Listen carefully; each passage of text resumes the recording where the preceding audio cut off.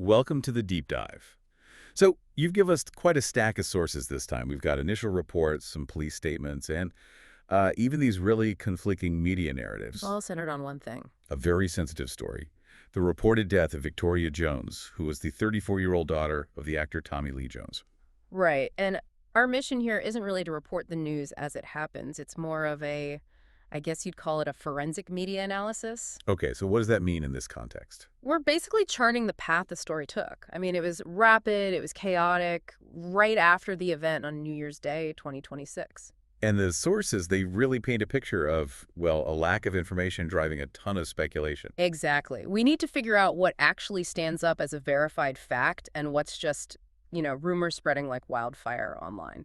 This is a textbook example, honestly. Mm-hmm. You have a high-profile name attached to an event, official details are scarce, and it just creates this vacuum, A vacuum that gets filled instantly by whatever narrative starts trending first. whether it's true or not. Right. So we have to move carefully here. We have to respect the gravity of what could be a real tragedy while also, critically examining how reliable each piece of data actually is. Okay, so let's start with the hard facts. The things that multiple sources, we're talking Yeah. The Blast, Koimoy, IB Times UK, they all seem to agree on. The timeline and location. Yeah. Victoria Jones was reportedly found in the very, very early hours of January 1st, 2026. The call to emergency services came in just before 3 a.m. Pacific time. The source is put somewhere between 2:52 a.m. and 3:14 a.m. And the location is also confirmed, the Fairmont Hotel in San Francisco. Specifically, the 900 block of Mason Street. The sources are pretty precise about how she was discovered, too. Right, it was reportedly a hotel guest who found her. She was on the ground of the 14th floor. And what makes that detail so, I guess, poignant is that the guest's first thought. Was that she might just be intoxicated. Exactly. I mean, it was New Year's Day, so they just alerted the hotel staff It was the staff who realized something was seriously wrong. immediately.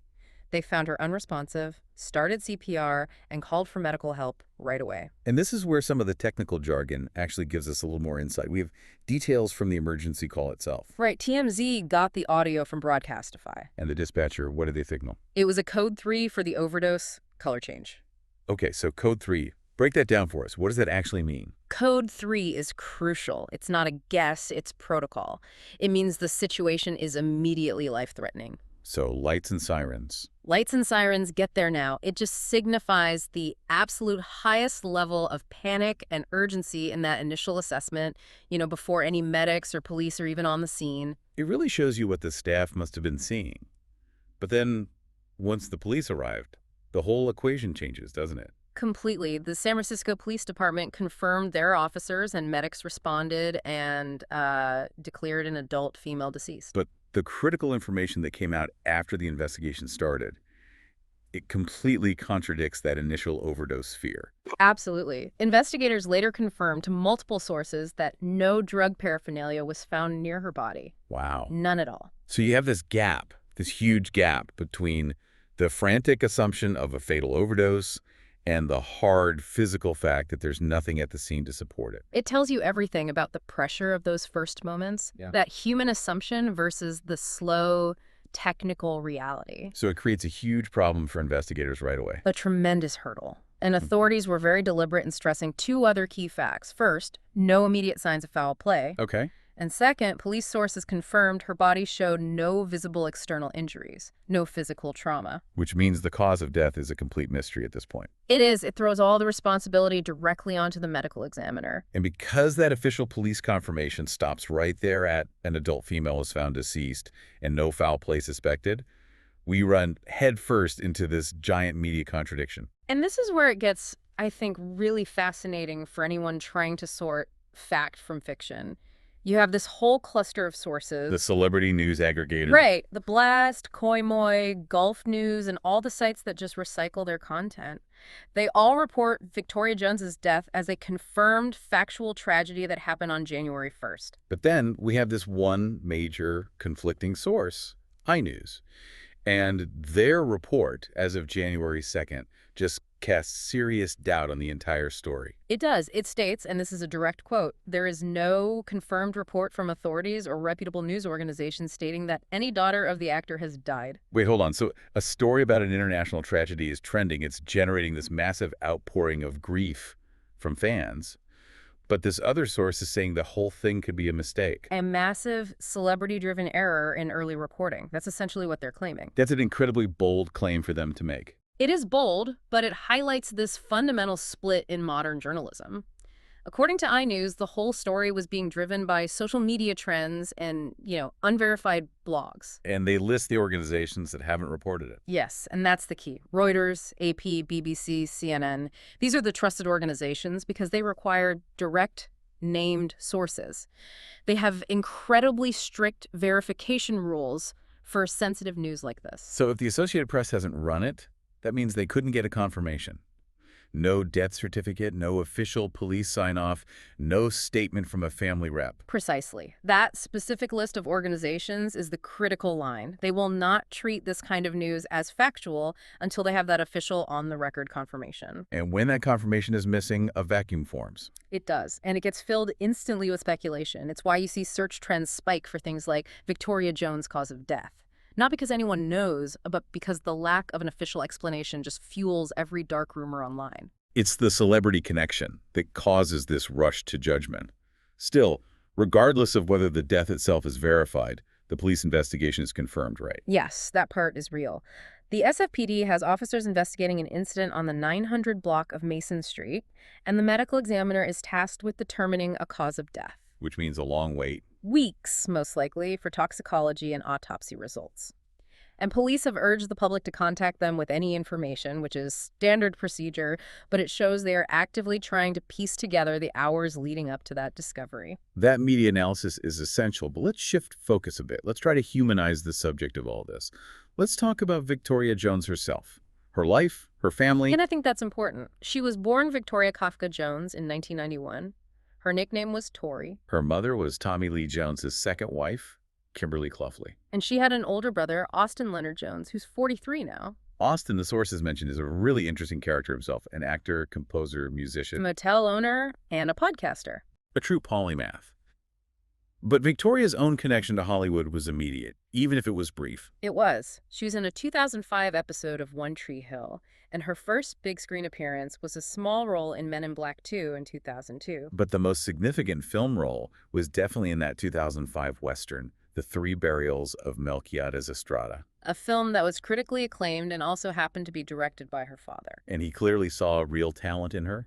The sources have him praising her abilities. Oh yeah, he noted she'd already earned her SAG card and spoke impeccable Spanish. That detail about her speaking Spanish is lovely. He said her nurse, Leticia, spoke to her only in Spanish from the day she was born. Gives you a little sense of her upbringing. But the one anecdote that is resurfaced in every single article about this, Hmm. it really brings that father-daughter dynamic to life. The story of him firing her. Yeah. She was 14 at the time, on the set of The Three Burials. And he recalled in an interview that she just flat out refused to get up for a 5 a.m. call time. You can just picture it. He tells the story jokingly now, but you can feel the tension. He went to her trailer and said, "Honey, this is work. You have to be professional." Yeah. And she wouldn't budge. So he said, "I fired her."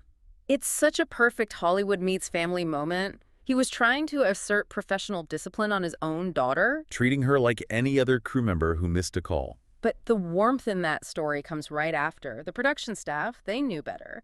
They went and secretly woke her up, rushed her to the set without telling her father. And got her there just in time to film the scene. It's a great little story. It shows how seriously he took the work, but also that protective layer she had around her. It's a really humanizing detail in all this reporting. Ultimately, though, the sources all suggest that despite those early experiences, she chose a path of, well, intense privacy as she got older. Stepped away from acting completely. Yeah, she maintained a very low public profile. Public records show she was not married. Which, ironically, makes this sudden explosion of public, unverified information about her death all the more intrusive, doesn't it? It's so contradictory to the life she chose. Exactly. Her choice for privacy is now being completely overridden by this massive public appetite for celebrity-adjacent tragedy. An appetite that feeds the very aggregation sites that fail to verify the story in the first place. Right. And just to give that final piece of context, her father, Tommy Lee Jones, he's 79 now, worth an estimated $100 million. This is a man who graduated cum laude from Harvard, won an Emmy, won an Oscar, decades of iconic work. And that status isn't just trivia, it's the engine. It's the engine driving the sensationalism around her reported death. Okay, so let's try to synthesize everything we've learned here. Let's bring this deep dive to a conclusion. Go. What do we actually know? We know the specific confirmed details from the scene at the Fairmont. An adult female was found deceased. We know the initial emergency call was at code 3 for a feared overdose. And we know the key facts confirmed by police after they arrived. No immediate signs of foul play, no physical trauma, and crucially, no drug paraphernalia was found. And we keep coming back to that essential lack of official confirmation on the core event.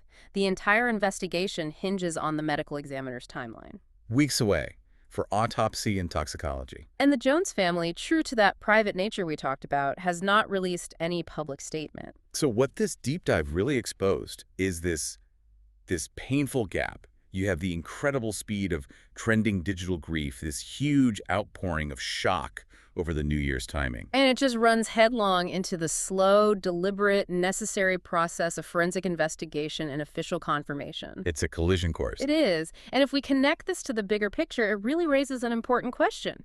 When emotionally charged news about a public figure trends instantly, how much discipline is required of you, the audience, to actually wait for official confirmation? Good question. Especially when these unverified narratives can cause so much harm or spread so far before the facts, or even the death itself, are fully verified by reputable sources. That responsibility rests with every single one of us.